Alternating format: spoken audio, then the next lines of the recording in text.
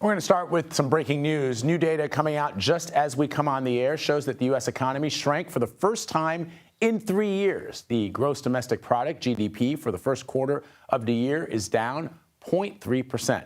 Markets, of course, as you can imagine, have dropped on the news. This, of course, on the heels of the president's tariff plan and that ongoing trade war with China. So joining us right here in Studio 55 is CBS News MoneyWatch correspondent Kelly. Your first thoughts to these numbers?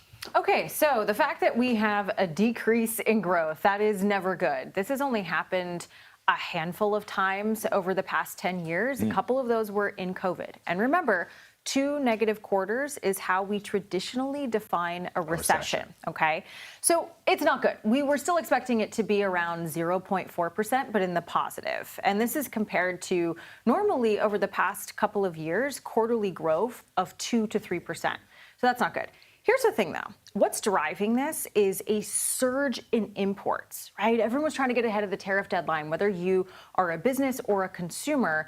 And when they put GDP together, a surge in imports will drag on that number. So I was digging through the report before we got on, and core GDP, that's the number where they kind of strip out all of the imports, the exports. That was actually 3%. So to me, let's say over the next couple of quarters, you don't have that surge in imports because businesses are saying, well, there's tariffs now. You know, we got ahead of it. We stockpiled. There's a possibility for a turnaround. The other 2 things, though, that I'm really interested about is consumer spending. It was still positive, but it was slowing. And remember, consumer spending drives 2/3 of GDP. So that's a little bit of a concerning metric.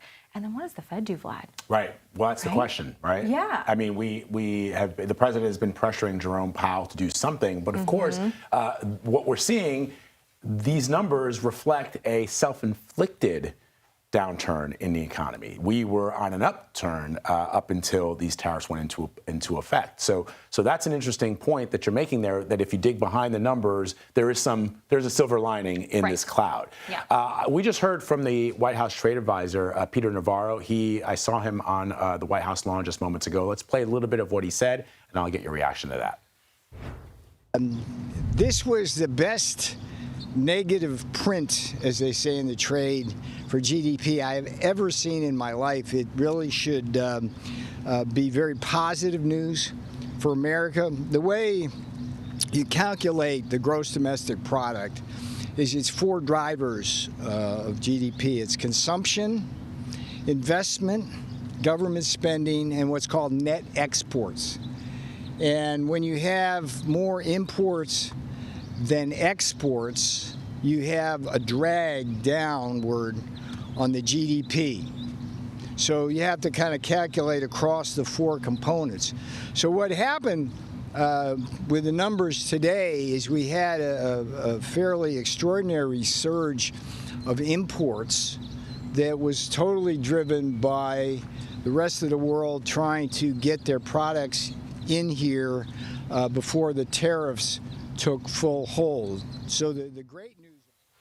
All right. So he's essentially saying what you said. Right. I mean, Peter Navarro is an old dude. I doubt that these are the best numbers he's ever seen in his life. Yeah. But the point that he's making is what you said earlier to us, which is this surge in imports has created this negative number in GDP growth. The question I have, though, Kelly, is, okay, so the idea would be that once that happens, that we start exporting to the rest of the world, and that number can potentially turn around. But who's going to buy our stuff? We don't make the kinds of things that the rest of the world wants. That's why generally we import more goods than we export, but not at the level that we've seen in the last couple of months since these tariffs have gone into effect. So can we potentially see a turnaround? I mean, yes, but you bring up a very valid point. The other thing that I feel very concerned about is, okay, we're not going to have that import surge. Yep. But I go back to that consumer spending number. Yeah. Consumers spent a lot over the past couple of months because they were trying to get ahead of the tariff deadline. What happens if we don't have as much imports, but we have a downturn in consumer spending? That's going to drag on that number. And then the Fed, to that point goes, ooh, inflation might be going up, slow growth. We're going to be paralyzed. We're just going to hold.